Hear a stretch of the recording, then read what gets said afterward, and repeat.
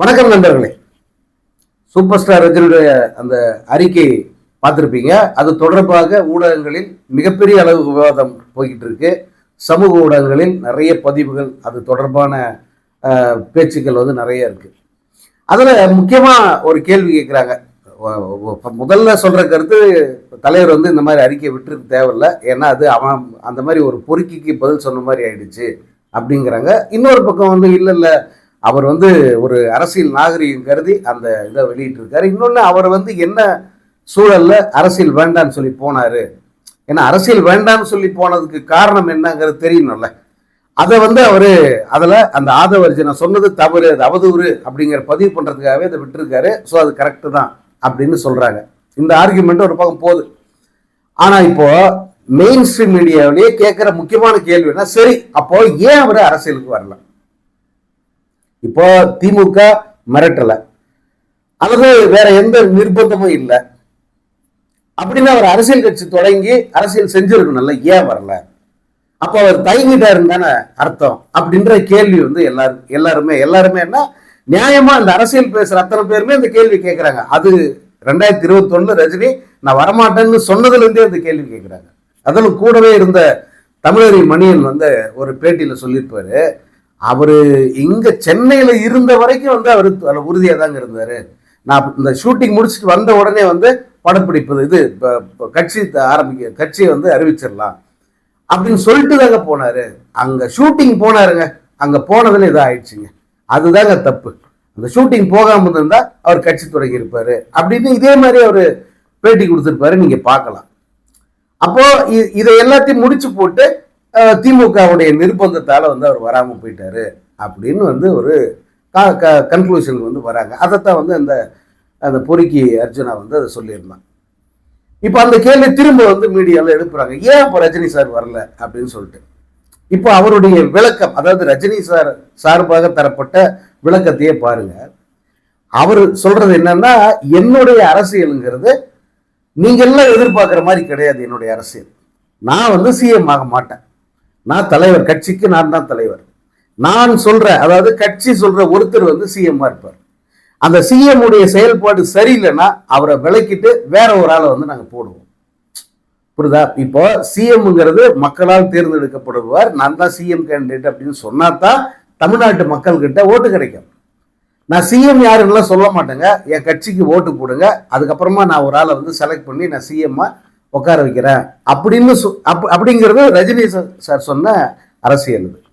இது சரியா வராது சார்ங்கிறத முதல்ல அவர்கிட்ட சொல்லிட்டாங்க, ரஜினி சார்கிட்ட. அதாவது ரஜினியினுடைய அரசியல், அதாவது ஒரு மாறுபட்ட புதிய அரசியல் பாணி இங்க வரணும், அதான் சிஸ்டம் மாத்துறது அப்படிங்கிறது வரணும் அப்படின்னு அவரு நினைக்கிறாரு. அதற்கு இதுதான் என்னுடைய சிந்தனை. இந்த சிந்தனையை நீங்க மக்கள் மத்தியில கொண்டு போக, மக்கள் கிட்ட அதை வைத்து ஒரு எழுச்சி வரணும். வந்துச்சுன்னாதான் என்னால கான்பிடண்டா நாம இந்த களத்துல இறங்க முடியும்.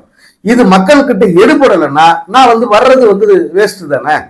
அப்ப என்ன நம்பி ஆயிரக்கணக்கான லட்சக்கணக்கான இளைஞர்கள் பின்னாடி வராங்களே, அதுலயும் தேர்தலில் போட்டி அப்படின்றது சாதாரண விஷயம் இல்ல, பல கோடி ரூபாய் செலவு பண்ணணும். இப்போ ரஜினி ஃபேன்ஸ் அந்த ரஜினி மக்கள் மன்றத்தில் இருந்தாங்களே, அதுல அனைத்து தரப்பு மக்கள் இருந்தாங்க. கோட்டீஸ்வரன்ல இருந்து சாதாரண குடிசையில் இருக்கிற நபர் வரைக்கும் அரசியல் இருந்தாங்க, நிர்வாகிகள் இருந்தாங்க. தங்களது சக்திக்கு மீறி அவங்க செலவு பண்ண தயாரா இருந்தாங்க. இப்ப ரஜினி சார் என்னன்னா, இப்ப இவங்கெல்லாம் இப்படி செலவு பண்ணிட்டு இந்த நான் நினைக்கிற மாதிரியான இந்த மாற்றத்துக்கு மக்கள் ஆதரவு இல்லாம போச்சுன்னா இவங்களெல்லாம் நடுத்தரவு விட்ட மாதிரி ஆயிடும்ல. திரும்ப அடுத்த ஆட்சியை பிடிச்சிடலாம்னா எனக்கு வயசு இல்லையே, 68 வயசு அவர் பேசும்போது. பெண்ண எனக்கு 50 வயசா, அடுத்த தேர்தலில் பார்க்கலாம், அடுத்த தேர்தல் பார்க்கலான்னு போறதுக்கு எனக்கு வயசு இல்லை. இதை விட்டா திரும்ப அடுத்த தேர்தல்ன்றதே கிடையாது. இந்த தேர்தல் தான், இந்த தேர்தலோட இந்த தேர்தல் ஆட்சியை பிடிச்சு நான் நினைக்கிற மாற்றத்தை கொண்டு வந்தா மட்டும்தான் நான் இந்த அரசியலுக்கு வர்றதுல ஒரு அர்த்தம் இருக்கும். இல்லைன்னா இது வேண்டாம் அப்படிங்கிறத அவர் லீலா பேலஸ்ல சொல்லிட்டாரு, அந்த பிரஸ் மீட்லயே சொல்லிட்டாரு. அதன் பிறகு அவர் விட்ட அறிக்கையிலையும் பார்த்தீங்கன்னா இந்த அர்த்தம் அதுல இருக்கும். இவங்களெல்லாம் கூப்பிட்டு செலவு பண்ண வச்சு அவங்கள ஓட்டாண்டி ஆக்கிட்டு அப்புறம் நானும் அரசியல் இல்லை இந்த, ஏன்னா அவருடைய இது என்னன்னா கட்சி என்றது நிரந்தரமா அந்த கட்சி ஒரு சுமையா நம்ம மேல உட்காந்துக்க கூடாது. தேர்தலில் போட்டிடுறோம், ஜெயிக்கிறோம், கட்சியில் இருக்க பொறுப்புகளை குறைச்சிடணும். எதுக்கு இவ்வளோ பெரிய கட்சி, இவ்வளோ பெரிய நிர்வாகிகள் எதுக்கு? இந்த மாவட்ட செயலாளர்கள், அதே போல முக்கியமான நிர்வாகிகள், அவங்கள மட்டும் வச்சுக்கிட்டு இந்த கட்சியை வந்து லகுவாக்கிடணும், லேசாக்கிடணும் கட்சி பொறுப்பு அப்படிங்கிறது. ஏன்னா கட்சி நடத்தணும், அது நடத்துறதுக்கு செலவு, பல கோடி ரூபாய் செலவாகல. அதனால அந்த பாணியை அந்த அரசியலும் வந்து அவர் முன் வச்சார். நீ யோசிச்சு பாருங்க, இந்த கட்சிகள் இப்ப இருக்கிற கட்சியில் யாராவது இதை செய்ய முன் வருவாங்களா? இப்ப திமுக இருக்கு, அதான் நம்பர் 1 கட்சி, ஏகப்பட்ட நிர்வாகிகள். எவ்வளவு நிர்வாகிகள்னா, ஒரு மண்டல மாநாடு போடுறாங்க, அதாவது ரீஜன், ஒரு 5 ரீஜனை பிரிச்சிருக்காங்க தமிழ்நாட்டை. அவங்க அதுல இப்போ வடக்கு மண்டலம் அப்படின்னா வேலூர், ராணிப்பேட்டை, அந்த மாதிரி எல்லாம் ஒரு 5 மாவட்டங்களை உள்ளடக்கிய வடக்கு மண்டலம். இந்த வடக்கு மண்டல மாநாட்டுக்கு மட்டும் எவ்வளவு பேர் வந்தாங்கன்னா 2 லட்சம் பேர் வந்தாங்க. இந்த 2 லட்சம் பேர் நிர்வாகிகள். அவங்க மக்கள் இல்ல, சாதாரணமா பொதுமக்கள் இல்ல, 2 லட்சம் பேர் நிர்வாகிகள். அப்போ ஒவ்வொரு மண்டலத்துக்கும் எத்தனை நிர்வாகிகள் யோசிச்சு பாருங்க. ஒரு 10 லட்சம் நிர்வாகிகளுக்கு மேல இருப்பாங்க. இப்ப இதை வந்து ஒரு பெரிய சுமையா நினைச்சார் ரஜினி சார்.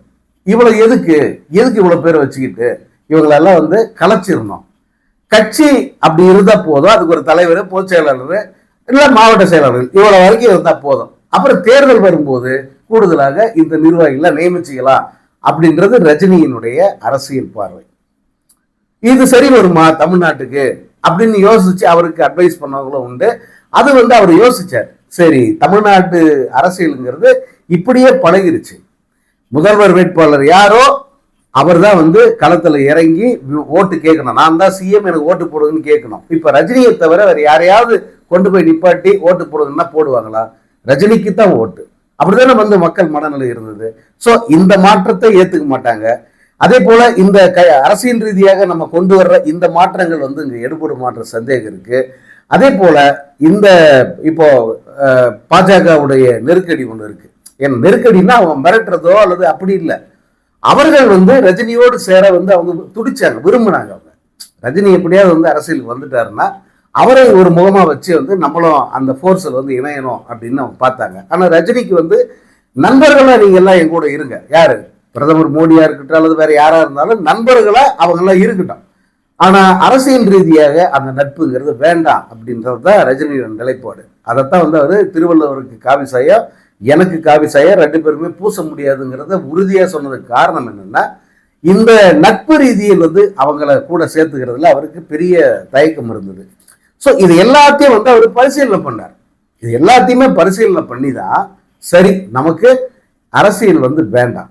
ஏன்னா நாம சொல்ற மாற்றத்துக்கு இந்த தமிழ்நாடு தயாரா இல்லை, தமிழ்நாட்டு அரசியல் களமும் வந்து அதற்கு தயாரா இல்லை. நம்ம வந்தா முதல் தேர்தலில் ஜெயிச்சாகணும், ஷூர் ஷாட்டா வின் பண்ணணும்ன்றார்.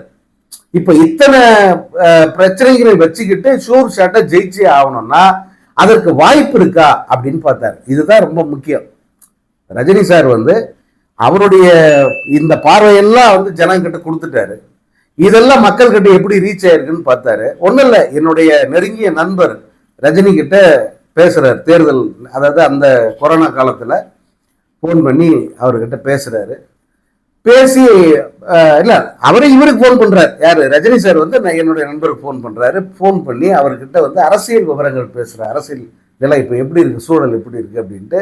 இவர் வந்து அவர் காலில் விழாத குறையா வந்து தலைவா நீங்க வந்தா மட்டும் போதும், நீங்க தயவு செஞ்சு எதுவும் இதா எடுத்துடாதீங்க. அப்போ வந்து அவரு லீலா பேலஸ்ல பேசி முடிச்ச டைம், அது கொரோனா டைம். கட்சி தொடங்க மாட்டேன்லாம் ஒன்றும் சொல்லிடல, கட்சி தொடங்கும்னு தான் சொல்லியிருந்தார். டிசம்பர்ல கட்சி தொடங்க மாட்டேன். ஆனா இந்த இடைப்பட்ட காலத்துல அவர் இவருக்கு பேசுறாரு, கல சூழல் என்னங்கிறதெல்லாம் கேட்கிறாரு. அப்போ இவர் வந்து சொல்றாரு, நீங்க வாங்க தலைவா, நீங்க வந்தா வந்து கண்டிப்பா ஜெயிச்சிருவீங்க அப்படின்ட்டு. அவர் எல்லாத்தையும் கேட்கிறாரு ரஜினி சார். ஒரு இடத்துல கூட நான் வருவேன்னு அவர் சொல்லவே இல்லை. அவர் என்ன சொல்றாரு, அப்படியா அப்படியா அப்படியா ஜனங்க நினைக்கிறாங்களா, நம்ம பொதுக்கூட்டம்லாம் பேசணுமே, அந்த இடத்துல கொரோனா தொற்று இருந்தாக்க ஜனங்களுக்கு ஆபத்து ஆயிடுமே, இப்போ நம்ம கட்சியை விட வந்து ஜனங்க பாதுகாப்பு தானே ரொம்ப முக்கியம். அந்த மனிதருடைய மனநிலையை பாருங்க. இந்த இதெல்லாம் ஒரு பக்கம், இன்னொரு பக்கம் இந்த கொரோனா தொற்று இது ஜனங்களை வந்து மொத்தமா ஒரு இடத்துல கூட விடாது. நம்ம மக்களை நேரில் போய் பார்க்கணும். அந்த அந்த உரையாடல்ல ரஜினி சார் உண்மையை வந்து அவரை ரொம்ப ரொம்ப ரொம்ப மதிக்க காரணம் அதாங்க. அவர் வந்து ஏதோ ஒரு நம்ம இதுல வீடியோவில் பேசி ஊர் ஊரா வந்து அந்த டெலிகாஸ்ட் பண்ணா கூட வந்து ஜனங்க அதை ஏத்துப்பாங்க அப்படிங்கிற ஒரு ஸ்டேட்டஸ்ல தான் அவர் இருக்கார்.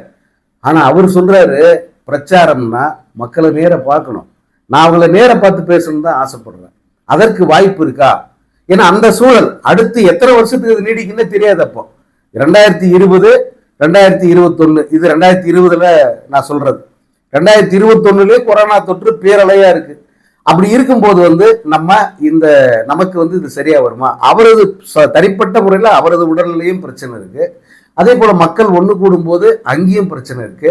அரசியல் ரீதியாக தன்னுடைய நிலைப்பாட்டுக்கான ஆதரவு எப்படி இருக்குன்னு பார்த்தா அதுலயும் அவருக்கு சந்தேகம் இருக்கு. ஓகேவா? இது அத்தனையும் சேர்ந்துதான் வந்து அவரை இந்த முடிவை எடுக்க வைக்குது. சரி, வேண்டாம், இந்த தேர்தல் அரசியல் நமக்கு வேண்டாம், தேர்தல் அரசியல் இல்லாம நம்ம ஒரு அறக்கட்டளை மாதிரி நம்ம வந்து நம்முடைய செயல்பாடுகளை தொடர்ந்து செய்வோம். தேர்தலில் போய் அதிகாரத்தில் இருந்து அப்படித்தான் மக்களுக்கு நல்லது செய்யணுமா, இப்படியே நம்ம செய்வோம் அப்படின்னு சொல்லிட்டு அவர் முடிவு பண்ணி தன்னுடைய முடிவை அறிவிக்கிறாரு. அதை பற்றி அவர் கவலையும் பண்ண. கவலைன்னா நீ பாருங்க, ரஜினியினுடைய இமேஜ், ரஜினியுடைய புகழுங்கிறது எப்படிப்பட்டதுன்னா யாரும் கற்பனையில கூட நினைக்க முடியாத அளவுக்கு மிகப்பெரிய ஒரு இமேஜ் அவருக்கு, மிகப்பெரிய புகழ். அப்படி புகழின் உச்சியில இருக்காரு. அவர் சொல்ற அத்தனையும் இந்த ஜனங்க நம்புறாங்க. கொடுத்த வாக்கும் கொடுத்த பொருளும் திருப்பி வாங்கினதா என் பரம்பரையில் சரித்திரமே கிடையாது அப்படின்னு சொன்ன அந்த வசனத்தை எல்லாருமே வந்து ரஜினியை பத்தி அப்படி ஒரு மனநிலையோட இருக்காங்க. இந்த இந்த இந்த வசனத்தை சொன்ன ரஜினி ஒருபோதும் தன் வாக்கிலிருந்து, தன்னுடைய வார்த்தையிலிருந்து பின்வாங்க மாட்டார்.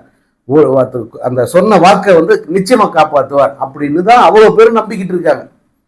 எல்லாருமே கண்டிப்பா அவர் வந்துருவாரியா, கண்டிப்பா அரசியல் கட்சி ஒருத்தர் 2 பேர் வந்து அவர் வரமாட்டாருன்னு சொன்னாங்க. இப்போ நக்கீரன் கோபால் நம்ம மாதிரி சிலர்லாம் வந்து ரஜினி வந்து சந்தேகம் தாங்க அப்படிதான் வந்து சொல்லிட்டு இருந்தாங்க.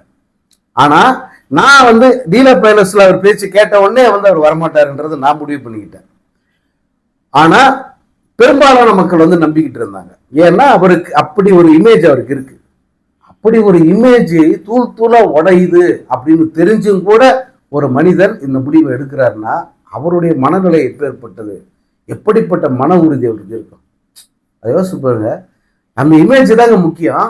அதுதான் வந்து அவருக்கு அவர் படங்களை இப்படி கொண்டு போகுது, அல்லது அவருக்கான மார்க்கெட்டுங்கிறது உலகளாவிய ரீதியில் இருக்க காரணம் வந்து தனிப்பட்ட முறையில் ரஜினிகாந்த் மக்கள் இப்படியெல்லாம் பார்க்கறதுனால தான் அவர் படங்களை அப்படி கொண்டாடுறாங்க.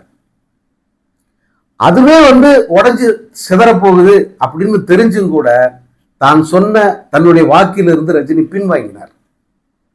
அதாவது ரெண்டே தான். ஒண்ணு, மக்களுடைய பாதுகாப்பு ரொம்ப முக்கியம். அதுக்கப்புறம் அரசியல் ரீதியாக தன்னை நம்பி வந்த அத்தனை மக்களும் நடுத்தரவில் நின்றுட்டாங்கன்னா தனக்கு பிறகு இந்த கட்சி என்ன ஆகும், இது எல்லாம் வந்து அவர் யோசிக்கிறார். யோசிச்சுதான் இது சரியா வராது, மக்களுடைய சேஃப்டி முக்கியம், அதே போல தன்னுடைய தொண்டர்களுடைய நலன் ரொம்ப ரொம்ப முக்கியம். அவங்க இதுக்கு முன்னாடி என்னுடைய இமேஜ்ங்கிறதெல்லாம் ஒண்ணுமே கிடையாது, பரவாயில்ல தப்பா எடுத்துக்கிட்டாலும் என்னுடைய ரெப்புடேஷனே வந்து அதனால பாதிக்கப்பட்டாலும் கவலை இல்லை அப்படின்னு சொல்லிட்டு இந்த அரசியல் பின்வாங்கலை அவர் எடுக்கிறார். இதுதாங்க நிஜமான காரணம். நீங்க ரஜினி சாரே வந்து வெளிப்படையா ஒரு பிரஸ் மீட் வச்சு பேசினா கூட அவர் இதைத்தான் சொல்லுவார்.